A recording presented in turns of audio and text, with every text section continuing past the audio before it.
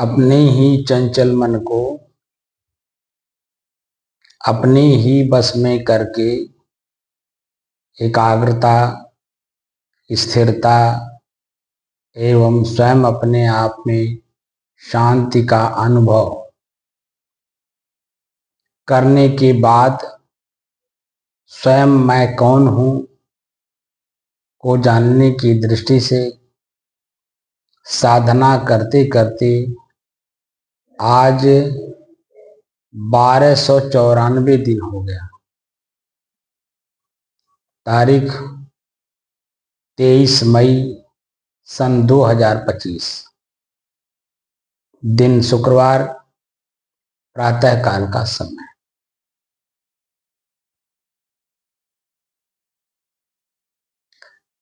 प्रसंग चल रहा है अपने ही चंचल मन को अपने ही बस में करके एकाग्रता, स्थिरता एवं स्वयं अपने आप में शांति का अनुभव।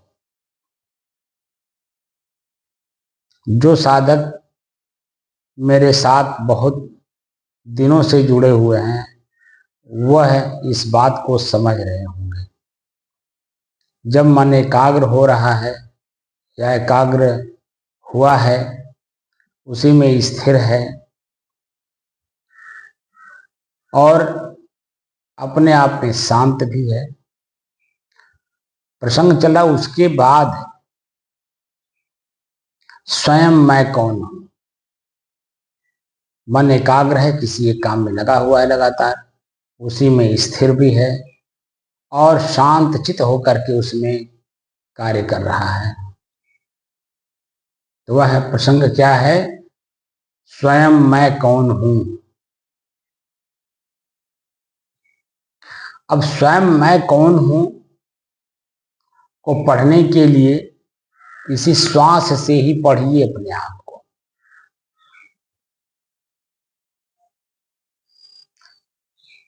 इसीलिए पहले अभ्यास कराया गया ताकि उसके आगे की जो बात है वह बात समझ में आ सके। जब आप श्वास को देखते हो तो भीतर से दो चीजें अपने आप स्पष्ट हो जाती है, एक श्वास और एक श्वास को देखने वाला, एकदम स्पष्ट हो जाता है। तो श्वास प्रकृति है यानी हवा है, उसको उसका प्रयोग करने वाला, उसको जानने वाला, उसको देखने वाला, उसके अंदर क्या और कुछ दिखाई दे रहा है उन सब चीजों को देखने वाला, उन सब चीजों को समझने वाला, प्रयोग करने वाला श्वास से अलग है। एकदम स्पष्ट मालूम हो जाता है।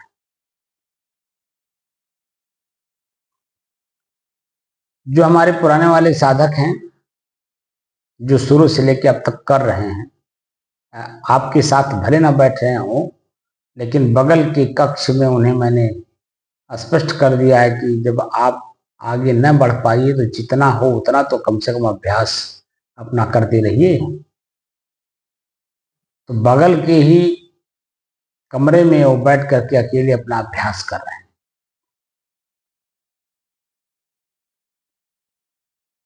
और वो कल शाम को हमारी उनकी मुलाकात हुई तो हमने उनसे पूछा क्या श्वास जितनी दूरी पे आप और हम हैं उतनी दूरी पर महसूस हो रहा है कि नहीं। तो उन्होंने कहा कि नहीं हो पा रहा है। जो कि 1294 दिन से लगातार वह भी कर ही रहे मेरे साथ। जब से शुभारंभ हुआ है 5 नवंबर सन 2021 से, तब से अब तक लगातार वो भी मेरे साथ कर रहे हैं। बगल के कक्ष में आकर के सुबह 2 घंटा शाम बैठते हैं। घर से आते जाते हैं, बगल में घर है, परिवार है, बच्चे हैं, पत्नी नहीं है,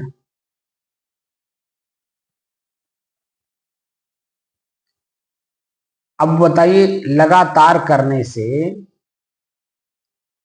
और उम्र क्या है,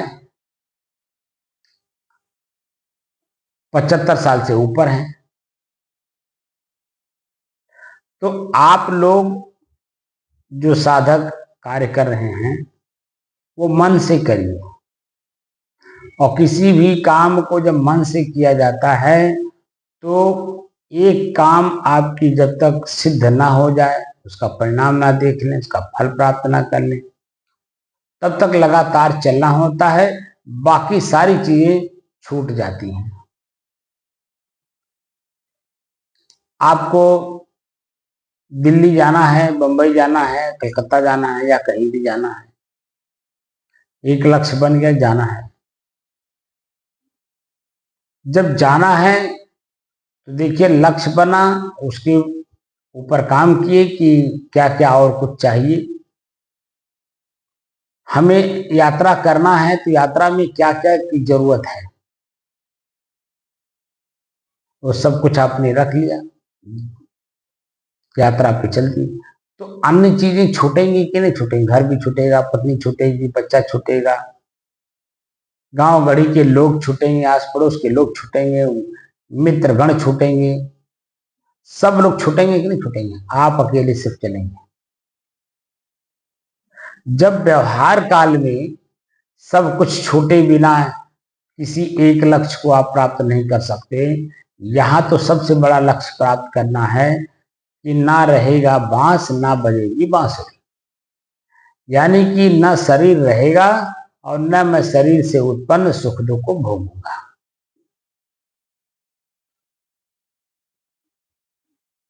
हमें चाहिए मोक्ष।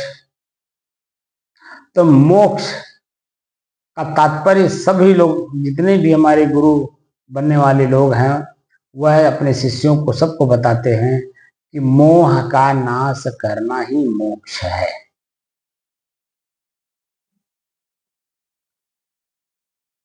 तो जब व्यवहार काल में ये काम को सिद्ध करना है तो अन्य चीजों का मोह अपने आप छूटता है कि नहीं? और यहाँ सदैव के लिए दुख से छूटना चाहते हैं तो शरीर की आसक्ति अपने भीतर से स्वयं टूटनी चाहिए, तभी आपकी मुक्ति हो पाएगी। और शरीर और शरीर की आसक्ति कौन किया है? शरीर में आसक्त अपने आप को कौन आसक्त किया है? क्या शरीर हमें आसक्त किया है, या हम शरीर में रह के आसक्त हैं शरीर को भोगने के लिए? कैसे समझेंगे इन सब चीजों को? जब तक श्वास दृश्य न बन करके मैं दृष्टा हूं, उसे देख रहा हूं, दृश्य में क्या क्या मिल रहा है वह अलग अलग ना हो, दृश्य को देखने वाला मैं स्वयं इस दृश्य से अलग हूं, स्पष्ट अलग हूं, तब तक कैसे मोह का नाश हो करके मोक्ष में कैसे रहेंगे? जैसे इस पर चर्चा होती है, सामने वाला जो भी व्यक्ति मेरे रहता है वो अपने मन की गति में पढ़ करके साफ पूछता है, महाराज जी मोक्ष हो जाने के बाद मैं कहाँ रहूंगा?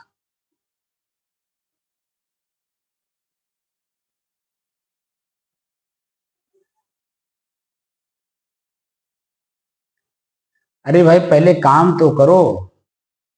जब काम करोगे तो निश्चित है वह सारे प्रश्नों का उत्तर आपके भीतर है, रखा हुआ है, सब मिल जाएगा। एक मौखिक उत्तर लेना देना होता है, एक ऑथेंटिक उत्तर लेना देना होता है। ऑथेंटिक के लिए स्वयं प्रैक्टिकल करके काम करना होता है, तभी हमारा मन संतुष्ट होता है। संतुष्ट ही नहीं होता है और तृप्त भी हो जाता है।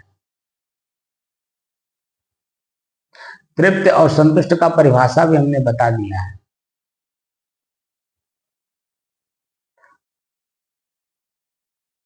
आज का जो महत्वपूर्ण प्रश्न है, समय की उपासना। 1294 दिन से लगातार काम मैं कर रहा हूं, एक ही विषय पर बोल रहा हूं, समझा रहा हूं, समझ रहा हूं, आप लोगों की मनोवृत्तियों को वहां तक खींच कर लाने की कोशिश कर रहा हूं। और इतना भी लोग नहीं समझ पा रहे हैं कि हम इतने दिन से लगातार काम कर रहे हैं, तो इसमें कुछ रहस्य होगा, तभी तो लगातार एक ही विषय पे बोल रहे होंगे। उल्टा मेरे से ही प्रश्न हो रहा है। मैं श्वास को देखने की बात कर रहा हूं, तो एक साधक ने मुझसे कहा, मेरे यूट्यूब पर लिखा कि आप कितने घंटे देख लेते हैं।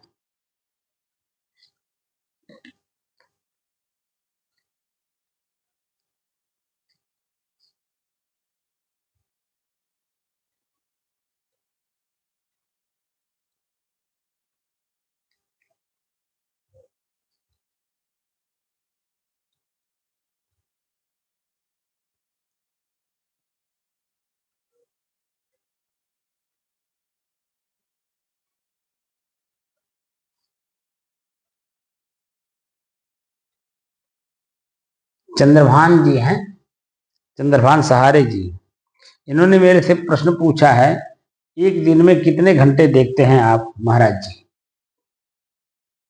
फिर दूसरे दिन पूछे कि एक मिनट में कितनी बार श्वास को आप देखते हैं। तो अपने बारे में उन्होंने लिखा कि मैं एक मिनट में 9 बार देखता हूं।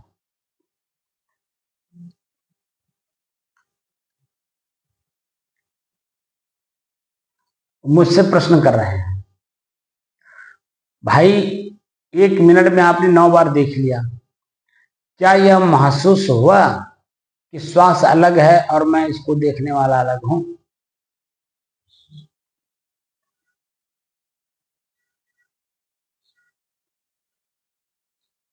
वह जो मनोवृत्ति बनी श्वास को देखने के लिए, कितनी बार एक मिनट में मैं देख रहा हूं, वो कौन है? क्या वही मैं हूं? अभी इसमें बड़ी गंभीरता है, और गंभीरता के साथ जो काम करेगा वही इस बात को समझ पाएगा। अन्यथा जैसे सभी लोग मोक्ष को तो खोज रहे हैं, लेकिन मोक्ष कोसों दूर है। और क्यों कोसों दूर है? क्योंकि मैं उस पर काम नहीं करना चाहता हूं।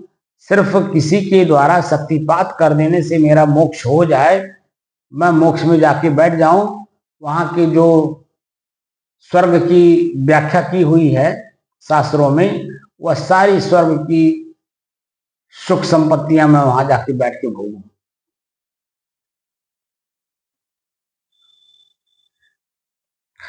इसी शरीर से जाके भोगूं।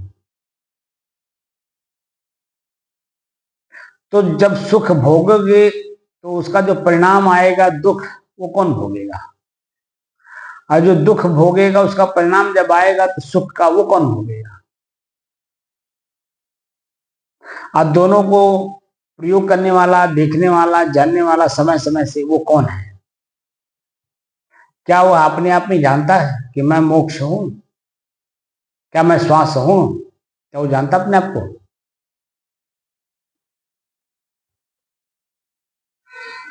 कोई जानने वाला है, उसका प्रयोग करने वाला है सूक्ष्म रूप से। अभी सूक्ष्मता की ओर चलने की हम लोग साधना कर रहे हैं। स्थूल फिर सूक्ष्म।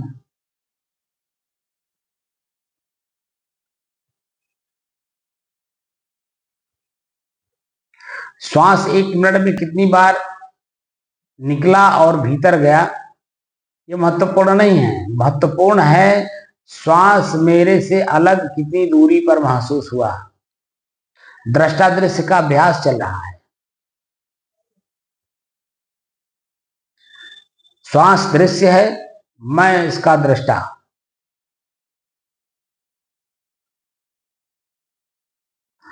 इसी का अभ्यास पूर्ण रूप से होना चाहिए। इसीलिए मैं बार बार आप लोगों से कह रहा हूं कि जिस सिस्टम से कार्य हमारे ऋषियों ने किया है, उसी सिस्टम में आकर के ही आपको मोक्ष प्राप्त होगा, न कि अपने मनमानी चलने से। मनमानी तरीके से तो सभी लोग चल रहे हैं। हम लोग पहले गुरुमुख होने से पहले हम लोग भी मनमानी थे, जो मन में आया सो किए। लेकिन अब गुरुमुख हो गए, गुरुमुख हुए, तो गुरु के बताए हुए रास्ते पर चल करके ही हम मोक्ष को प्राप्त कर पाएंगे। अगर गुरु सच्चा मिल गया, अनुभवी मिल गया और स्वयं पहुंचा हुआ है, आप पहुंचाने का पूरा जिम्मा ले रहा है, तो निश्चित तौर पर इसी शरीर में रहते रहते आप अपने मोक्ष को साक्षात देख लेंगे। वास्तविकता क्या है और वास्तविकता से दूर मैं कितने हूं और समाज कितना दूर है। तो आज जो प्रसंग है, हमने कल बहुत गहन चिंतन, 4-5 दिन की गहन चिंतन के बाद हमने निकाला कि समय का सदुपयोग कितने लोग कर रहे हैं। समय की उपासना, उप माने निकट, आसन माने बैठना। समय के निकट कितने लोग बैठ करके अपना काम कर रहे हैं, जरा मैं भी तो देखूं। तो कल जो साधक जो 1294 दिन से लगातार कर रहे हैं, इनका नाम राम अवतार है, वह जब कल मैं पूछा शाम को कि श्वास कितना दूरी पर महसूस हो रहा है, तो कह रहे हैं गुरुजी हो ही नहीं पा रहा है। तो मैंने उनको बताया कि जब आप घर से आश्रम मतलब ध्यान साधना कक्ष की ओर बढ़ते हो, तभी भी आप अनेकों प्रकार के दृश्य देखते हुए आते हो, और 2 घंटे तक उसको लगातार देखते हो तो मिटता तो है नहीं, वो स्टोर हो गया अंदर। और फिर 2 घंटे के बाद फिर वापस आप घर की ओर जब जाते तो फिर ये आंख पूरा देखता है, कान सुनता है, पैर चलता है, जीभ बोलता है, जीभ स्वाद लेता है। तो मन एकाग्र कैसे होगा? हमारे आध्यात्मिक क्षेत्र में जब रिसर्च होने लगा दुख क्या है और मैं कौन हूं, दुख कौन क्या है और मैं कौन हूं, ऋग्वेद काल से लेकर के और संत काल तक ऋषि परंपरा में सभी लोग बताते हैं कि महाराज जी गृहस्थ आश्रम बहुत बड़ा आश्रम है, क्योंकि पहले के ऋषि महर्षि भी गृहस्थ ही थे। बात आपकी मैंने भी सुन ली, लेकिन विचार खुद करिए कि अगर वही सब कुछ होता तो वही हमारे ऋषि ही जो रिसर्च किए ऋग्वेद काल से लेकर संत काल तक, उन लोगों ने स्टेप बाय स्टेप इसका खोज किया है, और अंत में जाकर के उन्होंने संन्यास धर्म का मार्ग अनुसरण किया है, खुद अनुसरण किया है और दूसरे लोगों को भी अनुसरण करने की प्रेरणा दे गए।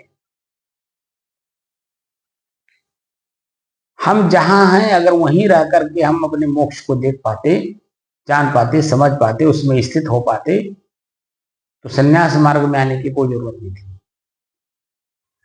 जो रिसर्च कर रहा है, खोज कर रहा है, वह स्पष्ट कह रहा है कि भैया बिना गृहस्थ जीवन से निकले ये कहिए कि आप मोक्ष को देख सकें, जान सकें या मोक्ष में स्वयं स्थित हो सकें, संभव नहीं है। त्याग तो करना ही पड़ेगा, संन्यास मार्ग में आना ही पड़ेगा। पूरे समाज को छोड़ करके जब आप अपने आप को जानने की कोशिश करते हो तो बहुत जल्दी पकड़ में आता है, लेकिन आप समाज में भी रहो और इधर ध्यान साधना भी करो तो दोनों काम कैसे होगा, और दोनों में कोई पारंगता आपको अंदर में नहीं आ पाएगी। ना आप गृहस्थ जीवन का कुछ परिणाम ले पाएंगे अच्छे के रूप में, और ना ही विरक्ति मार्ग का। ऐसे त्रिशंकु की तरह ऊपर से लटके रहेंगे, ना आप नीचे जा रहे हैं ना आप ऊपर जा रहे हैं।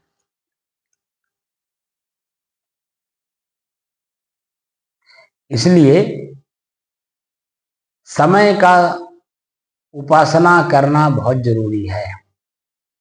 जो समय का ख्याल करता है समय फिर उसका ख्याल करता है, उसी तरह से करता है जिस तरह से आप समय का ख्याल रखें। इसीलिए जो आप लोग स्कूल में पढ़ते हो, हिंदी विषय, अंग्रेजी विषय, उर्दू विषय, संस्कृत विषय, तो उसमें आपने देखा होगा कि 3 तरह के पुरुष होते हैं, उत्तम पुरुष, मध्यम पुरुष और निम्न पुरुष। अपने आप को तौलिए कि मैं किस पुरुष में आता हूं, बात खट से समझ में आ जाएगी। आपको अगर नीचे है निम्न पुरुष में, तो मध्यम पुरुष में आने में आपको दिक्कत नहीं होगी। मध्यम पुरुष की चाल चलन, बोली भाषा, रहन सहन, खान पान सब आपको सीखना पड़ेगा। और जब मध्यम पुरुष में आप आ जाएंगे तो उत्तम पुरुष का रहन सहन, खान पान, बोली भाषा वह आपको पढ़ना होगा, जानना होगा, समझना होगा, वैसे अपने आप को बनाना होगा। जब उत्तम पुरुष में आप आ जाएंगे तब इन तीनों पुरुषों को त्याग करके संत पुरुष कैसे रहते हैं वो पूरी परिभाषा सीखना होगा।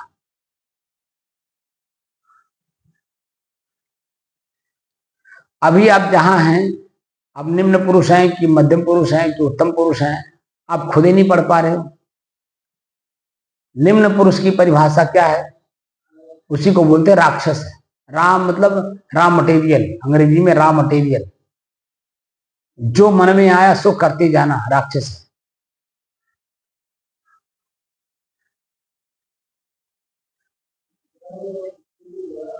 आप सुरती भी खा लोगे, बीड़ी भी पी लोगे, मांस भी खा लोगे, दारू भी पी लोगे, जो आदमी आपके सामने पड़ा जो दिया सब आप खा लोगे, पी लोगे, बैठ लोगे जहां। ये निम्न पुरुषों की परिभाषा है। मध्यम पुरुष अपने भोजन को समझता है कि हमारा मनुष्य भोजन क्या है, क्योंकि इसका परिणाम भी मुझे ही लेना होगा। तो धीरे धीरे अपने सुरती को छोड़ता है, अपने बुराई को छोड़ता है। धीरे धीरे छोड़ते छोड़ते, बुराई को छोड़ते छोड़ते, तो मध्यम पुरुष में, मध्यम लोगों के वर्ग, मध्यम वर्ग के लोगों के बीच में उठना बैठना, आना जाना, मिलना जुलना सब कुछ आपका शुरू हो जाता है। उत्तम पुरुषों में है हर कार्य के परिणाम को प्रथम दृष्टया देख लेना, फिर उसी तरह से कार्य को सुचारू रूप से करना, जब तक वो कार्य सिद्ध ना हो जाए उसमें लगातार लगे रहना।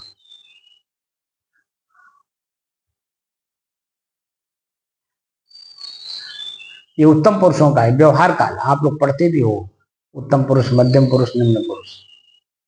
अपने आप को टटोलते नहीं हो कि मैं किस पुरुषों में आता हूं।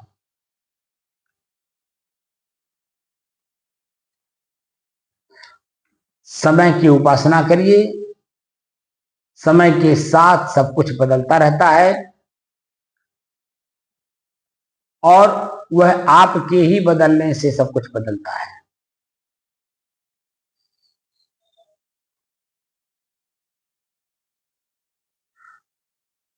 आपका मतलब आपके मन से है, क्योंकि मन भी इंद्रिय है, इंद्रिय भी प्रकृति है, उसमें बदलाव है, परिवर्तन है।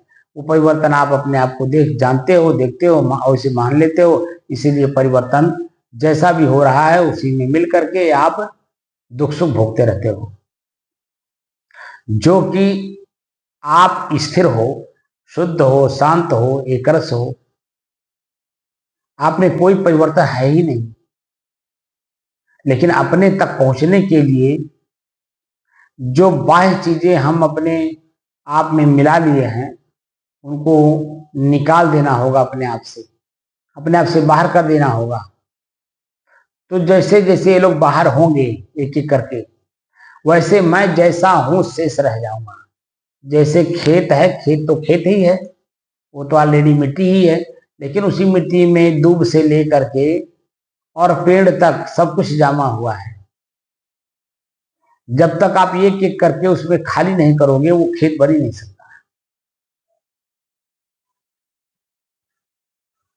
उसमें जो आप उपज लेना चाहते हो, फसल लेना चाहते हो, वह आपको मिलेगा ही नहीं,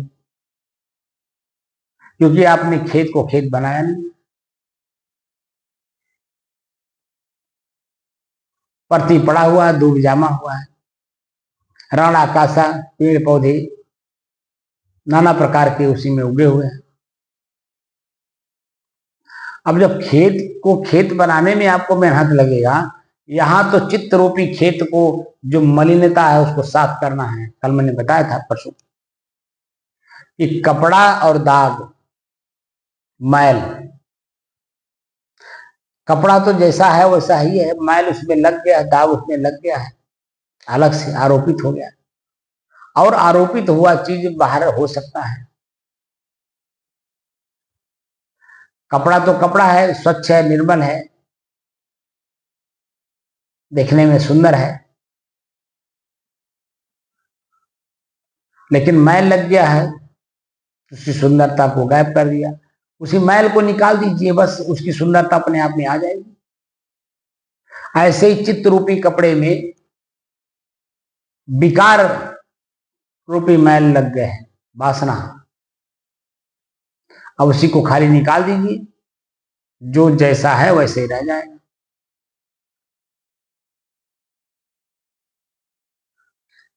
जो वास्तव में अपने समय का ख्याल नहीं रखता है और समय का सही सदुपयोग नहीं करता है, तो समय आने पर समय खुद आपको पटक देता है। जैसे आजकल के विद्यार्थियों को देखता हूं, पढ़ाई के लिए घर से स्कूल जाते हैं, बैग पूरा पीठ पर लाद करके 10-15 किलो का, क्लास में जाकर के मस्ती करते हैं, पढ़ते नहीं मन से। कोचिंग का सहारा है, ऑनलाइन पढ़ाई है,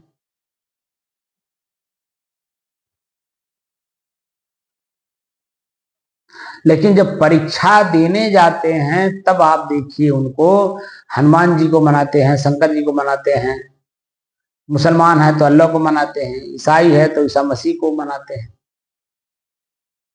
और उनको जो है लड्डू चढ़ाने के लिए घूस देने की बात करते हैं, हमको पास कर दीजिएगा। पेपर में देखता हूं, परीक्षा जब उनके पेपर जांचे जाते हैं, देखा जाता है कि लड़के लड़कियां उसी में पैसे डाले हुए हैं और शब्द लिखे हैं, गुरुजी हमें पास कर दीजिएगा, हमारा शादी होने वाला है, अगर आप पास नहीं करेंगे शादी वाले लड़की वाले भाग जाएंगे। ये लड़के वाले लिखते हैं। लड़की वाली भी बड़े विह्वल भाव से लिखती है, गुरुजी अगर आप पास नहीं करेंगे मेरी शादी नहीं होगी, लड़के वाले चले जाएंगे। तमाम तरह की चीजें उसमें मिलती हैं। जब आपके पास समय था पढ़ने के लिए, जानने के लिए, समझने समझाने के लिए, तब तो आपने क्लास में मस्ती किया, और जब परीक्षा का घड़ी आया तो आप जो है दूसरे को, दूसरा क्यों कोई मदद करेगा भाई आपका? क्या उसके पास अपना काम नहीं है? जैसे आपके पास अपना काम है वैसे अन्य लोगों के पास भी अपना खुद का काम है। तो जब आप खुद अपने आप पे कृपा नहीं किए, पढ़ाई के समय में क्लास में आपने पढ़ा नहीं, तो आपका हित कौन करेगा आप बताइए? सोचने वाली बात है, चिंतन करने वाली बात है। समाज कहां जा रहा है, किस दिशा में जा रहा है? खाली शरीर को चलाने के लिए, नौकर बनने के लिए नाना प्रकार के उपाय किए जा रहे हैं, उसी में आप भी बहे जा रहे हो। जो कि आप यानी साधक जो मेरे साथ साधना करें उनकी बात हो रही है। आप अपने आप को जानने के लिए बैठे हो, तो खुद में खुद को खोदोगे तभी तो खुद की जानकारी होगी कि स्वयं मैं कौन हूं। श्वास को देखा नहीं आपने, जो ऊपरी ऊपरी मन आपका जो पहले से देखा है, जाना है, समझा है किसी के द्वारा, ऊपर ऊपर वो भी आपको बता दिया है, गंभीरता तो उसके अंदर में आई नहीं जिसके पास जाकर के आपने कुछ सीखा है।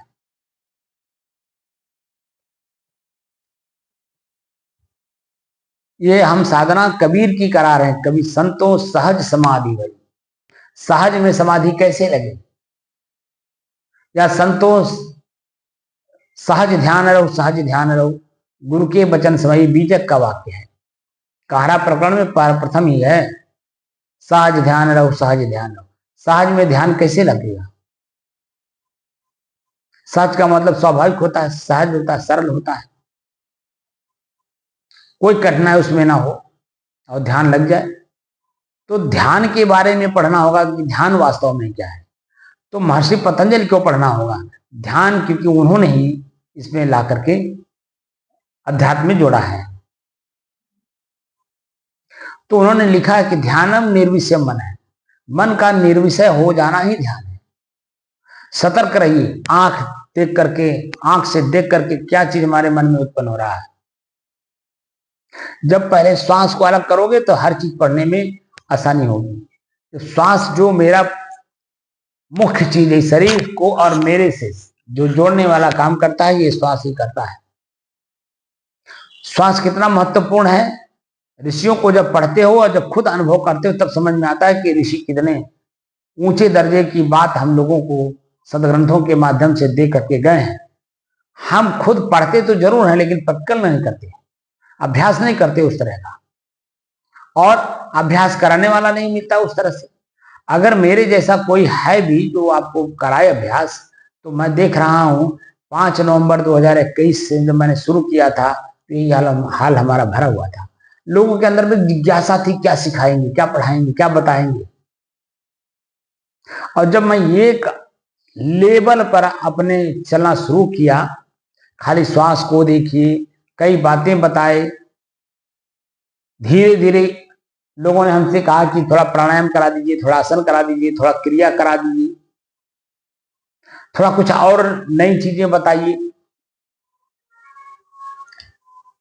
क्या बताऊं मैं, सारा संसार तो उसी में विलीन है। यहां सहज रूप में मैं स्वयं कौन हूं को जानना है। स्वामी शंकराचार्य जी भी अपने प्रश्नोत्तरी में बात करते हैं, को हूं आए कहां ते कित गई हूं का सार, को मैं जननी को पिताया को कहत बिचारी, विश्राम सागर का है जो मैं बोल रहा हूं। लेकिन स्वामी शंकराचार्य जी ने भी संस्कृत में प्रश्नोत्तरी में लिखा है, अपने आप को जानना है, और अपने ही आप को जानने के लिए साधना की जरूरत है। जो हम पढ़ें या सुने उसका अभ्यास करें। जब अभ्यास करेंगे तब हमें मालूम होगा कि वास्तविकता क्या है, वास्तविकता से कितना दूर है, या हम दूर किए जा रहे हैं, या हम स्वतः दूर हो रहे हैं, कैसे समझेंगे।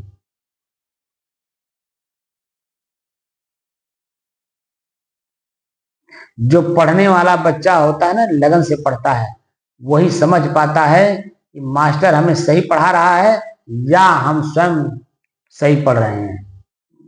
मास्टर गलत पढ़ा रहा है या मैं स्वयं गलत पढ़ रहा हूं, ये पढ़ने वाला बच्चा तुरंत समझ जाता है इस बात को, और जहां जैसी कमी रहती है उसको दूर कर लेता है। अगर मास्टर गलत पढ़ा रहे हैं तो मास्टर को चेंज कर देता है। अगर स्वयं गलत पढ़ रहा है, मास्टर सही पढ़ा रहे हैं, तो अपने आप को चेंज करता है, सही पढ़ने की कोशिश करता है। हम कैसे अपने आप को समझें कि मैं सही पढ़ रहा हूं या हमें सही पढ़ाया जा रहा है, मैं गलत हूं, गलत पढ़ रहा हूं या मुझे गलत पढ़ाया जा रहा है, कैसे आप समझेंगे। इसीलिए समय की कीमत को समझिए। जो वर्तमान समय मिला है, अभी 1 घंटे बाद नहीं रह जाएगा, अभी दूसरे काम के लिए वो समय हो जाएगा। तो समय की उपासना कैसे की जाए, उसके बारे में जो मैंने लिखा है, कल सबको मैंने व्हाट्सएप भी कर दिया है। तो समय की उपासना, समय माने समय होता है, टाइम इसको अंग्रेजी में कहते हैं। भाषा के अनुसार काल भी समय को कहते हैं। इसलिए समय को समझने का प्रयास करिए। उप आसन, उप माने निकट, आसन माने बैठना। कौन अपने आप के निकट बैठ रहा है, ये महत्वपूर्ण प्रश्न है। स्वयं मैं कौन हूं को जानने के लिए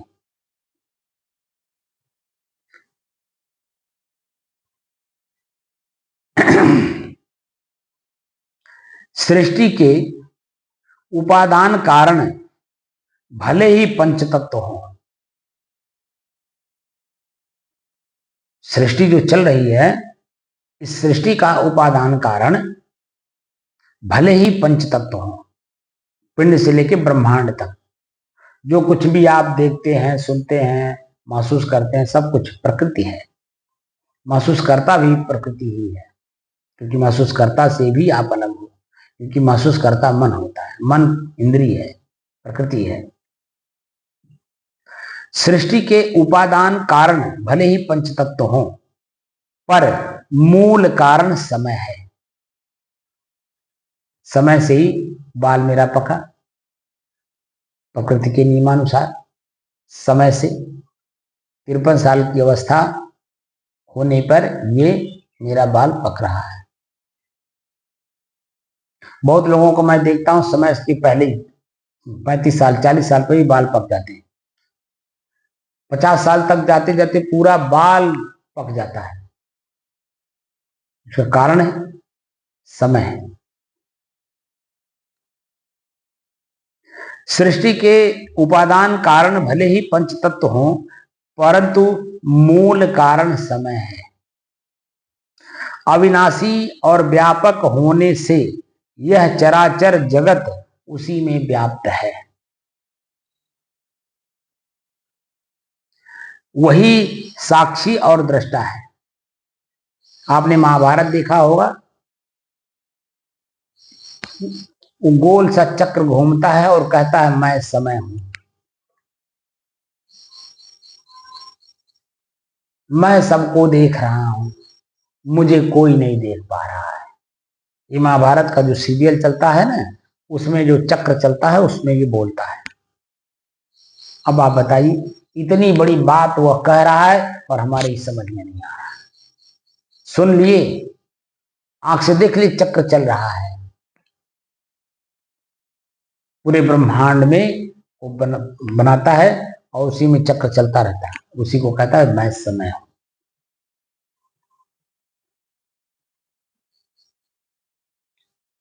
समय ही साक्षी और दृष्टा है। न तो उसके आदि अंत का निर्धारण किया जा सकता है और न दिव्य स्वरूप का ज्ञान।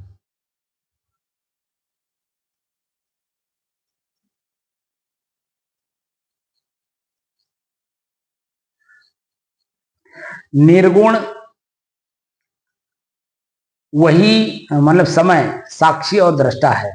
न तो उसके आदि अंत का निर्धारण किया जा सकता है और न उसके दिव्य स्वरूप का ज्ञान किया जा सकता है। निर्गुण, निराकार, निर्विकार, निर्लिप्त आदि परमात्मा के सभी विशेषण समय के भी हैं। परम माने श्रेष्ठ, आत्मा माने स्वयं। जैसे मैं स्वयं अपने आप में निर्गुण हूं, निराकार हूं, निर्विकार हूं, निर्लिप्त हूं, वैसे समय भी अपने आप में निर्गुण है, निराकार है, निर्विकार है, निर्लिप्त है। परम माने श्रेष्ठ, आत्मा माने वह स्वयं। कौन? स्वयं समय। समय स्वयं अपने आप में निर्लिप्त है, किसी में लिप्त नहीं है।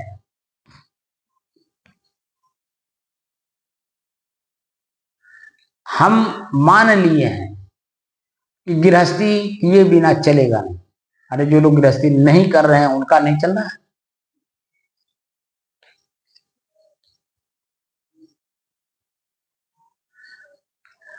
दोनों की एक रूपता और शक्तिमत्ता को हर साधक समझता है। यहां साधक हम लोग साधना कर रहे हैं इसलिए, यानी कि हर व्यक्ति इस बात को समझता है। दोनों की एक रूपता और शक्तिमत्ता को हर साधक समझता है, तभी मुख से सहसा निकलता है हमारे बस में कुछ नहीं है। ये आम बोलचाल की भाषा में लोग बोलते हैं कि मेरे बस में कुछ नहीं, जो कुछ है सो परमात्मा की, ईश्वर की, भगवान की।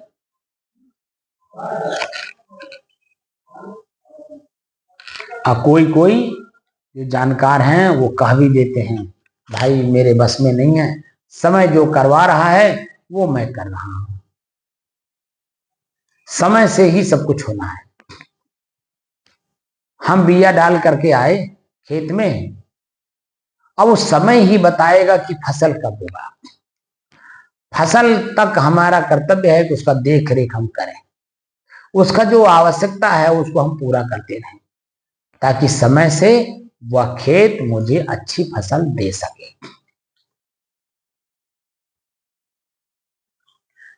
दोनों की एक रूपता और शक्तिमत्ता को हर साधक समझता है, तभी मुख से सहसा निकलता है हमारे बस में कुछ नहीं। जो समय चाहेगा वही होगा। समय को चिरंतन सत्य परमात्मा का स्वरूप कहा गया है। सृष्टि का सृजन और विलय उसी में होता है।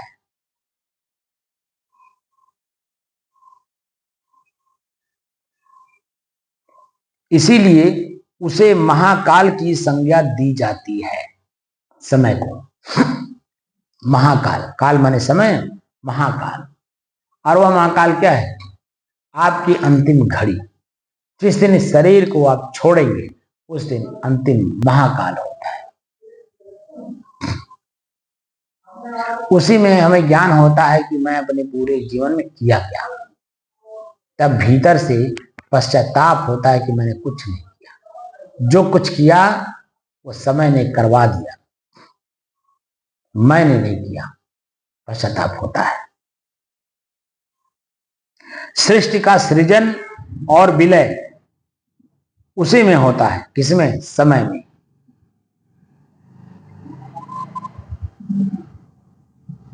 इसीलिए उसे महाकाल की संज्ञा दी जाती है। श्रीमद् भगवत गीता में श्री कृष्ण भी आत्म स्वरूप का परिचय देते हुए अर्जुन से कहते हैं, क्या कहते हैं? सबका नियंता और निर्धारण करता काल मैं ही हूं। काल माने समय, समय से मैं ही हूं, यानी काल ही है, यानी समय ही है जो सबका नियंता और निर्धारण करता है। समय त्रिकालाबाधित और त्रिकालातीत है। सदा गतिमान रहने से वह फिर कभी नहीं लौटता है। जो अभी हम बोल रहे हैं ये अभी 1 मिनट बाद नहीं रह जाएगा, कभी आएगा भी नहीं। जो आएगा वो दूसरा होगा। समय त्रिकालाबाधित और त्रिकालातीत है। सदा गतिमान रहने से वह फिर कभी नहीं लौटता है। इसीलिए संतों ने समय के दुरुपयोग को सबसे बड़ी हानि कहा है। आप किसी भी हमारे धर्म ग्रंथ को पढ़िए, वहां स्पष्ट लिखा है, बड़े भाग्यमान स्तन पावा, सुर दुर्लभ सद ग्रंथ ही गावा। ये गोस्वामी तुलसीदास जी की वाक्य तो हमको लगता है कि आम जनमानस काफी याद करके अपने इसको चलती है। श्रीमद् भगवत गीता में जो लोग भागवत बाँचते हैं वो लोग सही ढंग से तो पढ़ते नहीं है, क्योंकि जिज्ञासा तो है नहीं। वो तो कोचिंग करके आते, तो कोचिंग में पढ़ाने वाला जो उनको अच्छा लगता है कि ये समाज में जरूरत है, इसको बोल करके 4 पैसा कमाया जा सकता है। तो 4 पैसा कमाने के चक्कर में जो वो कोचिंग में पॉइंट टू पॉइंट खाली बता दिया जाता है, ये आपको 7 दिन में बोलना है, बस उतने में ही रह जाते हैं। और उसमें आप संगीत घुसेड़ देते हैं, तो जो मुख्य उसका उद्देश्य है वह नहीं हो पाता है, बल्कि हम और उलझ जाते हैं। संगीत को प्रयोग करने से भागवत की जो वास्तविक स्थिति है उससे हम दूर हो जाते हैं। वहां लेखक 2 लोगों को संवाद करा रहा है, एक राजा परीक्षित हैं और एक सुखदेव जी हैं जो कथा बांच रहे हैं। तो राजा परीक्षित दुख से पीड़ित हैं। किस दुख से पीड़ित है जरा पढ़ के हमें बताइएगा। और सुखदेव जी उसी दुख से उनको मुक्त करने के लिए वो सारे व्याख्या करते हैं, 7 दिन की, 9 दिन की, 11 दिन की।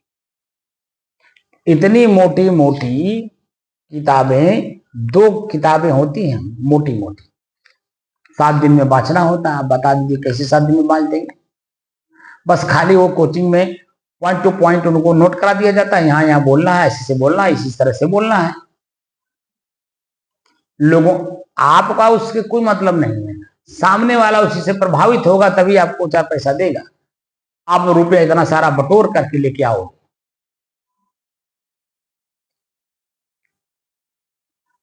नहीं जानते, उसी भागवत में लिखा है जो लक्ष्मी है यानी धन संपदा वह चंचला है, उसका वाहन है उल्लू। दिन को रात कहता है और रात को दिन कहता है। जिसके भी पास लक्ष्मी होगी यानी धन संपदा होगा, निश्चित है कि वह उल्लू के जद में आ जाएगा, वो खुद भी उल्लू बन जाएगा। शरीर को सजाने में लग जाएगा, शरीर को ही मैं मान करके काम करेगा। तो जब शरीर को ही मैं मान के काम करेगा तो क्या करेगा बताओ। तो वो नाना प्रकार का जो व्यवहार है उटांग पटांग का वो करेगा, क्योंकि पैसा ही सब करवाता है। मन में उपजा, पैसा दिया तुरंत। वहां कोई धैर्य नाम की चीज नहीं रहती है। वहां ना क्षमा रहता है ना सहनशीलता रहती है, जो महत्वपूर्ण आपके समय का सदुपयोग जो कराता है। वो सब गायब हो जाते हैं, सिर्फ पैसे का अहंकार रहता है और पैसे से हम खरीद लेंगे, ये खरीद लेंगे, वो खरीद लेंगे, ऐसे कर लेंगे, वैसे कर। मार मन में मैं देखता हूं, मैं दंग रह जाता हूं। लोग जो है पैसे के पीछे कितना भाग रहे हैं और न जाने क्या क्या काम करते रहते हैं, क्या क्या बोलते रहते हैं, क्या क्या सुनते रहते हैं। समय त्रिकालाबाधित है, त्रिकालाबाधित और त्रिकालातीत है। सदा गतिमान रहने से वह फिर कभी नहीं लौटता। इसीलिए संतों ने समय के दुरुपयोग को सबसे बड़ी हानि कहा है। ये बातें उम्र के हिसाब से समझ में आता है। यद्यपि उस पर किसी का नियंत्रण संभव नहीं है, यद्यपि समय पर किसी का नियंत्रण संभव नहीं है, किंतु श्रेष्ठ कर्मों द्वारा उसे सार्थक और नियंत्रित किया जा सकता है। कैसे होगा? तो स्वयं में स्वयं को स्थिर करने से। क्योंकि कोई भी घटना घटने से पहले हम उसे पढ़ते हैं, देखते हैं, जानते हैं, समझते हैं, करने लायक होता है तो करते हैं, उसका परिणाम देखते हैं तब। और अगर परिणाम सही आ रहा है तो उसको कर भी लेते हैं, अगर परिणाम गलत आ रहा है तो उसे छोड़ भी देते हैं। वही ऑन द स्पॉट, वही उसकी सार्थकता है और वही उसका नियंत्रित करने का साधन है। यद्यपि समय पर किसी का नियंत्रण संभव नहीं है, किंतु श्रेष्ठ कर्मों द्वारा उसे सार्थक और नियंत्रित किया जा सकता है। क्योंकि आप खुद धैर्यवान होते हैं तभी अच्छा श्रेष्ठ कर्म होता है।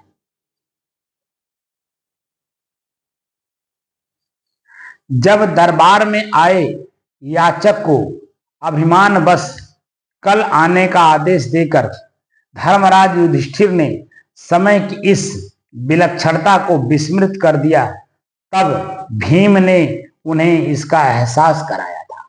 महाभारत में अपनी अज्ञानता पर पश्चाताप करते हुए युधिष्ठिर ने याचक को बुलाकर उसकी मनोकामना पूर्ण की, यानी जो उसकी जिज्ञासा थी मांगने की, उन्होंने दिया और उसको एहसास कराया। अनादि अनंत होने से समय को संवत्सर, मास, दिवस, घटी, पल आदि के रूप में तथा जीवन को 4 आश्रमों में विभक्त कर उसकी आराधना का विधान किया गया है। घटी पल, जब आप अपना वो निकलवाते हो, जीवनी क्या बोलते हैं उसको, कुंडली, तो अपना कुंडली निकलवाते हो तो उसमें जो कुंडली बनाने वाले हमारे ब्राह्मण वर्ग के लोग होते हैं, जो वो जानते हैं, आप देखेंगे वो एक घटी पल का जो है पूरा हिसाब किताब करते हैं। आपका जन्म कब हुआ, किस तारीख को हुआ, किस दिन को हुआ, किस समय में हुआ, सुबह हुआ, दोपहर हुआ, शाम हुआ, या टाइम बता दीजिए अगर टाइम है तो पूरा लेकर के सब एक एक पल, एक एक घटी का जन्म जोड़ करके पूरा उसको 1 हफ्ता 10 दिन लगता बनाने में, पूरा बनाते हैं, बाकायदे विधिवत बनाते हैं। तब आपकी जीवनी का पूरा, आपके जीवन का पूरा रूपरेखा आपके डिटेल दे देते हैं, क्या करने वाले हैं, क्या आपने पीछे किया, क्या हो रहा है, क्या करने वाले हैं, उसका परिणाम क्या आएगा। इसी को यहां उद्धृत किया गया है। अनादि अनंत होने से समय को संवत्सर, मास, दिवस, घटी, पल आदि के रूप में तथा जीवन को 4 आश्रमों में विभक्त कर उसकी आराधना का विधान किया गया है।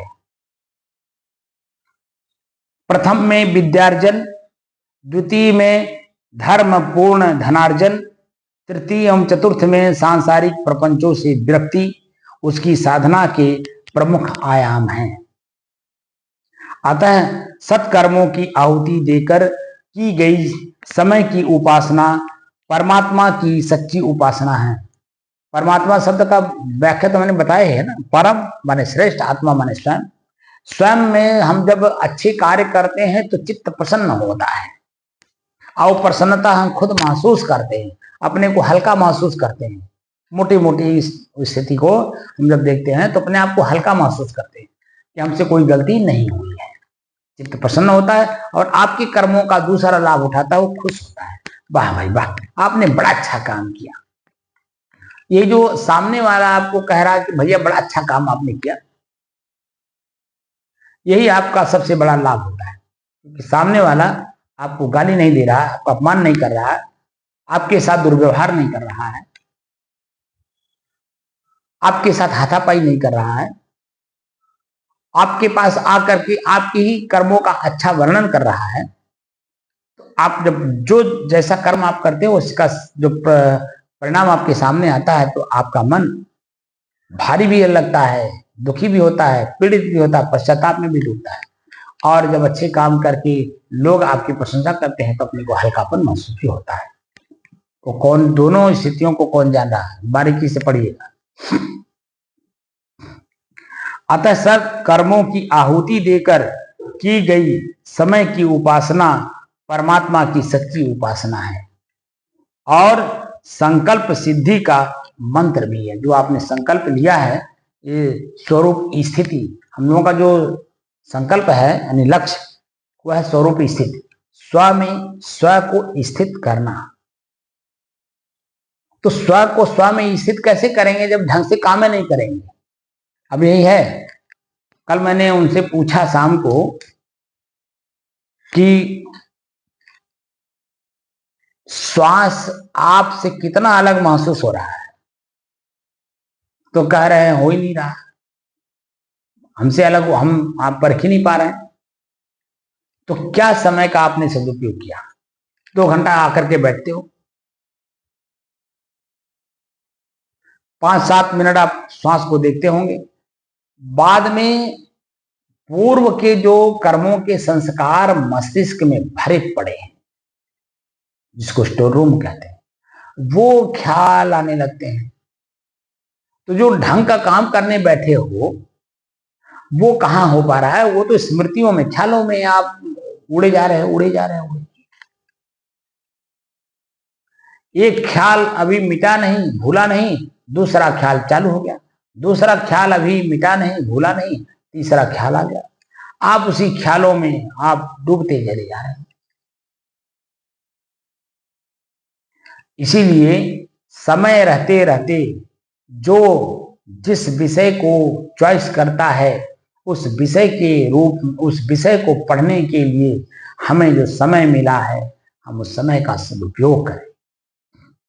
आज जो मैं आप लोगों के सामने इतना गंभीर चीजें बता रहा हूं, यह मैं भी नहीं बता पाता अगर मैंने समय का सदुपयोग ना किया होता।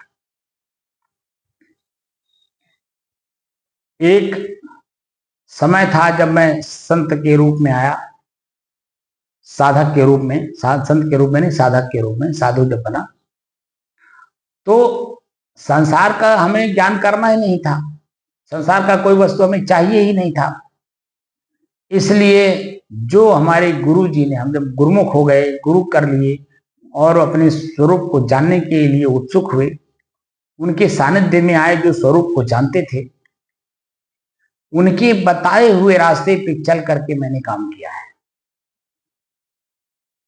और 10-12 साल तक लगातार किया है। इसीलिए 10 बीघा से बाहर निकलने का मौका नहीं मिला।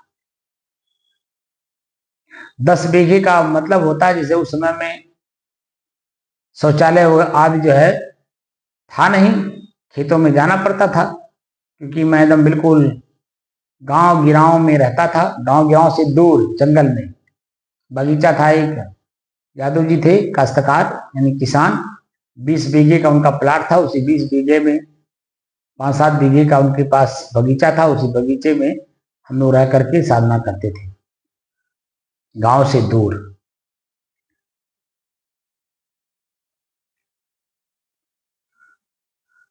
रात में बैठते थे पूरी रात और दिन में सेवा करते थे।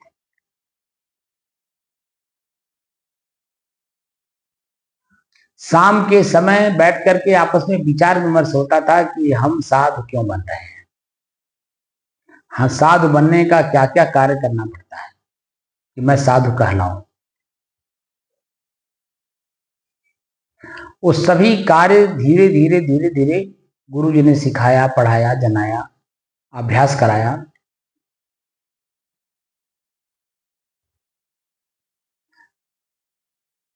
समय का हमने सदुपयोग किया श्रेष्ठ कर्मों के द्वारा। आज मैं आप लोगों को उसका वर्णन करके आप लोगों को भी उस लेवल पे लाने की कोशिश कर रहा हूं जो आपकी चॉइस है, जो आपका लक्ष्य है, जो आप चाहते हो, मोक्ष। मोह का नाश कैसे होगा, इसके बारे में जब आप विधिवत इस कार्य को करेंगे तभी होगा। आधा अधूरा कार्य से कुछ, आपका व्यवहार ही जन्म आधा अधूरा कार्य से नहीं चल पाता है, तो ये तो परमार्थ है, परम अर्थ में जाना है। और परम अर्थ यह है कि दुख से सदैव के लिए हम छूट जाए। ये शरीर ही दुख का घर है, जितने रोमे हैं शरीर में, ये सब कोठा है यानी लॉकर। इसी लॉकर में हमने अनेकों जन्मों के कर्मों के संस्कार इसी में भर रखे हैं। अब वो समय समय से सब जागृत होता है, हम उसे न जान पाते हैं, न देख पाते हैं, न समझ पाते हैं।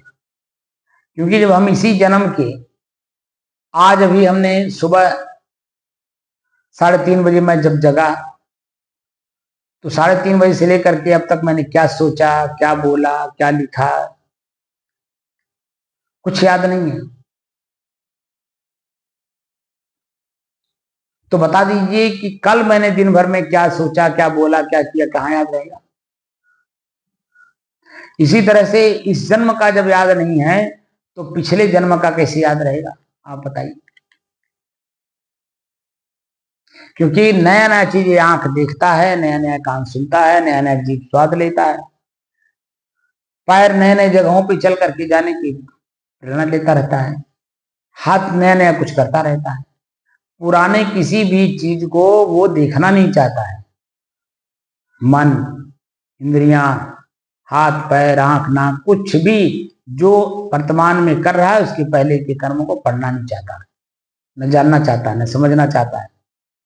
और नया नया करते हुए, नए नए प्रतिदिन जन्म नया नया अनुभव करते हुए, और जो अनुभूति करता है उसको उसी के नीचे दबा के रख देता है, दबाता चला जाता है। इसलिए अगर मुक्ति चाहिए तो कर्म का परित्याग करना होगा। कर्म होने ही ना पावे शरीर से, शरीर के इंद्रियों से, मन से, चित्त से, बुद्धि से, क्रिया अहंकार से कुछ ना होने पाए, तब जाकर के आप अपने आप में शुद्ध रहेंगे। अपनी शुद्धता का बोध करने के लिए हमें साधना की जरूरत है, और वह समय से, समय के पहले, समय के बाद कुछ होने वाला है। जो होने वाला है वो तो है ही है, तो रात दिन हम लोग देख ही रहे हैं, लेकिन जो चाह रहे हैं उसी लेवल पे काम भी करना पड़ेगा। सदैव मुक्त होना, सदैव दुख से छूटना,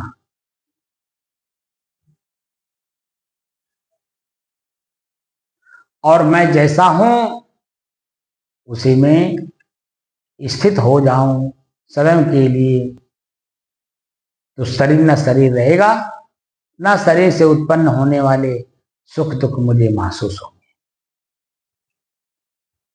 तो समय का सदुपयोग करिए, ताकि जो है, जो समय आपके पास शेष बचा हुआ है आज से लेकर मरने के बीच में, इनको उत्तम कर्मों में ले जा करके अपने आप को पढ़ने का कोशिश करिए। दृष्टा और साक्षी भाव का अभ्यास करिए। श्वास दृश्य है, रूप दृश्य है, शब्द दृश्य है, मैं इनका साक्षी, मैं इनका दृष्टा। लिंग का जो स्पर्श विषय है उसका भी मैं साक्षी हूं, उसका भी मैं दृष्टा हूं।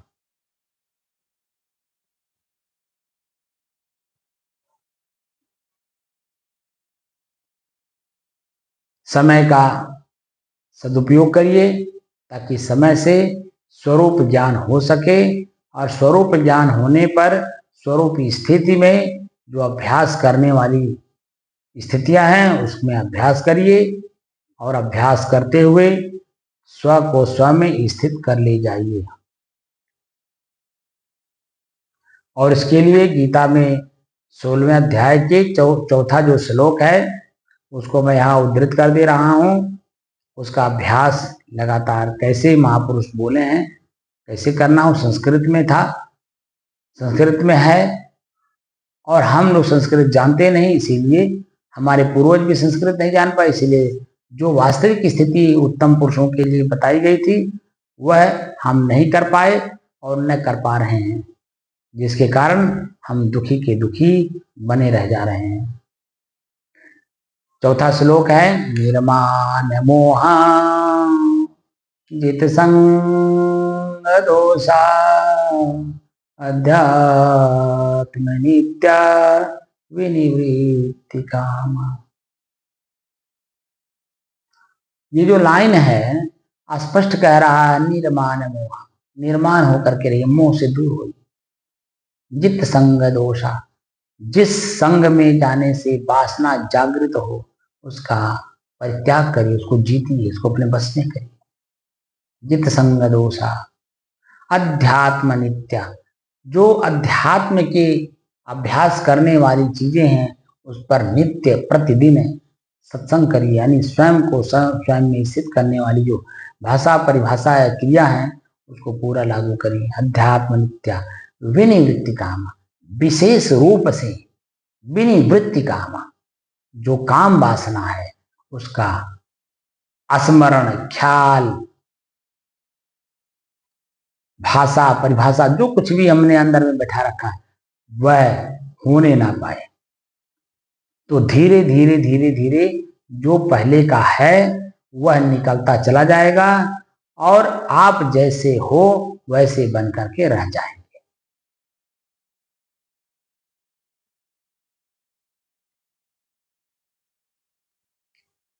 हम जो 2 घंटा सुबह 2 घंटा शाम कर रहे हैं वही अध्यात्म नित्या, नित्य प्रतिदिन। जैसे घर में सुबह शाम आप झाड़ू लगाते हो तो घर जैसा ही होना चाहिए वैसा ही बना रहता है। वह तो धूल, हवा चलने के कारण, खिड़की खुले रहने के कारण, दरवाजा खुले रहने के कारण धूल गर्दा जो आपके कमरे में घुस गया है उसकी सफाई कर दीजिए, जो वस्तु जैसा है वैसे दिखाई देगा, वो धूल हट गया। ऐसे ही जो आप हो वही रह जाओगे जो विकार आपने आरोपित कर लिया है। खिड़कियां खुली हुई हैं, दरवाजा खुला हुआ है, वहां से विकार आ रहे हैं। आंख खुला है, रूप देख रहा है, कान खुला है, शब्द सुन रहा है, जीभ खुला है, स्वाद ले रहा है, चमड़ी है जो स्नेंद्री उसका स्पर्श विषय है। यानी वासना पूर्ति वाले सारे संसाधन सामने उपलब्ध है, मैं उसको ग्रहण कर रहा हूं, जिससे कि मैं मुक्त नहीं हो पा रहा हूं। अब मुक्त होना है तो इनका परित्याग करना होगा।